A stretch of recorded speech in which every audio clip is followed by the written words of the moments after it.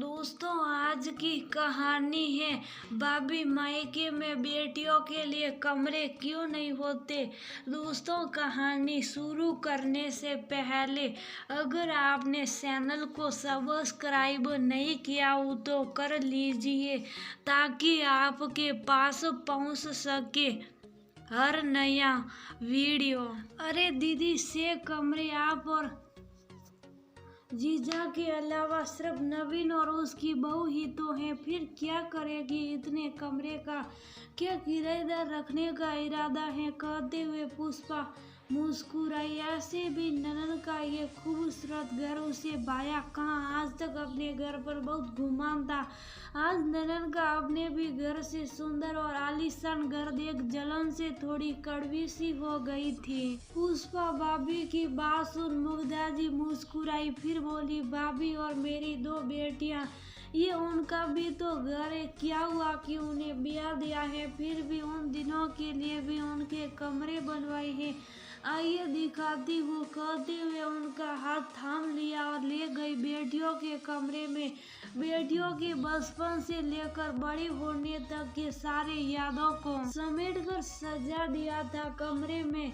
उनके खिलौने, बसे खुशी, किताब कॉपी, उनके पुराने उपहार, प्रतियोगिता में जीती ट्रॉफियां और खूबसूरत फर्नीचर। बेटियों के पसंद के हिसाब से दोनों कमरे अलग अलग बहुत खूबसूरत थे। जहाँ तक दोनों के पसंद के कलर थीम भी।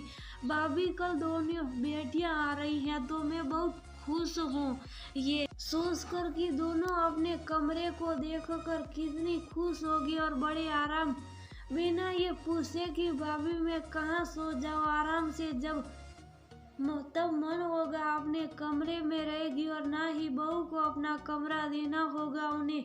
मुग्धा जी की बात सुन पुष्पा की आंखें झुक गई, थोड़ी असहज हो गई, फिर खुद को संभालते हुए बोली, ठीक है दीदी, चलती हूँ, अब तो गृह प्रवेश के दिन जाऊंगी, उस दिन सबसे मुलाकात होगी। हाँ भाभी, भाई को कहना अगर समय मिले तो आज शाम आ जाते, कुछ बात करनी है गृह प्रवेश के बारे में उनसे। भाभी को दरवाजे तक विदा कर बाहर से अपने खूबसूरत घर को देख आंखों में खुशी के आंसू सरसरासी गई। लॉन में उतरती सीढ़ियों पर बैठ गई और जाने कैसे यादों के गलियों में भटकने लगी। 20 साल पहले अम्मा बाबूजी से मिलने मायके गई थी। दोनों बेटियां और बेटे साथ थे। भाई की शादी में आई थी। खूब भीड़ भाड़ में अम्मा बाबूजी के साथ समय कहाँ बीता पाई थी, सो गर्मी की छुट्टियों में बच्चों को लेकर आ गई मायके। साथ में नई भाभी के साथ रहने का भी साफ था। घर में कुल 3 कमरे, एक अम्मा बाबूजी का, एक नई आई भाभी और भाई का, और बैठक खाना। हाँ, घर के बीसों बीस बड़ा सा आंगन और उससे लगे बरामदे भी थे। दिन तो खूब मस्ती में बीता, पूरे दिन आंगन और बरामदे में सभी के साथ, लेकिन रात होती ही कैसी कसमसी हुई मन में। खाना पीना खाने के बाद बच्चों को नींद आने लगी तो ध्यान आया बच्चों को सुलाए कहाँ। बैठक खाने में भी गांव के पंडित जी ने डेरा जमा रखा था। 2 दिनों से उनका कोई रिश्तेदार बीमार था, सो आए थे देखने। आज मुग्धा हैरान और विस्मित सी थी। ऐसा लगा जैसे किसी अनजाने घर में आ गई थी। वो घर, वो आंगन जिसमें बचपन बीता, जिसे सजाने संवारने के लिए माँ के साथ कितने जतन कर रही थी, आज वही घर उसे परायेपन का एहसास क्यों दिला रहा है। आंखों में आंसू आ गए। जाकर धीरे से भाई से पूछा, भाई बच्चों को कहाँ सुला दूँ, ये सब बड़े मुश्किल से निकले। ऐसा लग रहा था जैसे अभी गला फट सा जाएगा। अगर जोर से ना रोई तो बस एक नजर भाई से मिलाया तो दोनों की आंखें झुक गई। अरे दीदी, कमरे में सुला दो बच्चों को, वहीं सो जाओ, मेरे मतलब तुम्हारे कमरे में ही। पुष्पा, देखो तो बच्चों को नींद आ आ रही हैं, बिस्तर पर सुला दो। ले जाकर पुष्पा रसोई से हाथ पोंछते हुए, हाँ अभी अम्मा बाबूजी के कमरे में बिस्तर लगा देती हूँ दीदी, और बच्चों के बस जरा सभी को खाना खिला दो, कहते हुए बेपरवाही से वह चली गई। राजीव और मुग्धा ने एक दूसरे को देखा, फिर राजीव उठ खड़ा हुआ, बच्चों को गोद में लेकर कमरे में सुला दिया और बहन का हाथ पकड़ बोला, दीदी उसके पास दिमाग नहीं गई, छोड़ो तुम यही सोओगी, मैं और पुष्पा बाहर आंगन में सो लेंगे। भाई का हाथ पकड़ मुग्धा बोली, मेरे पगले भैया नई दुल्हन को बाहर आंगन में सुनाएगा, बुद्धू कहीं का। मैं सस अम्मा बाबूजी के कमरे में सो लूंगी, और अच्छा है ना उसे बहाने थोड़ा और नजदीक रह लूंगी। तू शायद तो तीनों बच्चों में से किसी एक को सुला ले अपने पास, दो के साथ में आराम से सो लूंगी, कहते हुए भाई का माथा सहला दिया मुग्धा ने। तब राजीव ने दीदी का हाथ पकड़ते हुए कहा, दीदी ऐसा क्यों होता है कि घर में बेटियों के नाम के कमरे नहीं होते? होना सही है ना? जिस घर में आपका बचपन बीता हुआ, आपको पूछना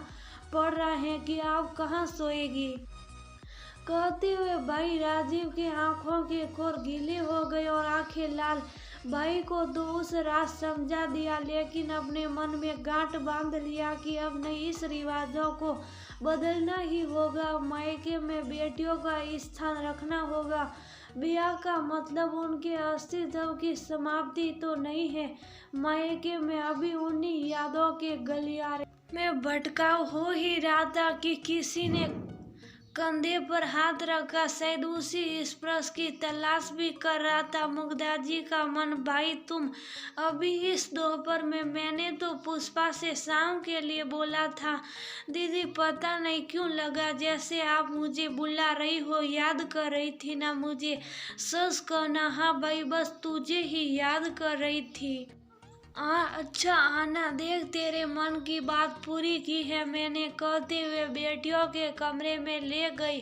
दोनों कमरे दिखाने के बाद पूछा, बोल अब तेरी शिकायत नहीं है ना कि मायके में बेटियों के कमरे क्यों नहीं बनाए जाते? देख तेरी भाइयों के लिए बनाया है मैंने कमरा, जो सिर्फ और सिर्फ उनका होगा।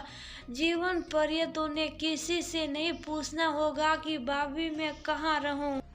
राजीव और मुग्धा दोनों की आंखों में आंसू थे। राजीव मुग्धा के गले लग गया, फिर बोला, दीदी आपको मायके में बहुत तकलीफ मिला, माफ कर दो हमें। काश पहले की पीढ़ियों ने बेटियों के लिए दिल के साथ घर में भी जगह बनाते। मुग्धा की आंखों में आंसू थे। भाई का सिर सहलाकर बोली, बूढ़ा होने चला तू, अब कब तक ऐसे छोटे बच्चे सा रोएगा और मुझे रुलाएगा? सलूट, बता क्या क्या करना होगा गृह प्रवेश के लिए और मेहमानों के लिए लिस्ट लिख दे, कहते हुए भाई के साथ मुस्कुराती हुई घर के अंदर चली गई। घर जिसमें बेटे के साथ बेटियों के लिए भी सम्मान के साथ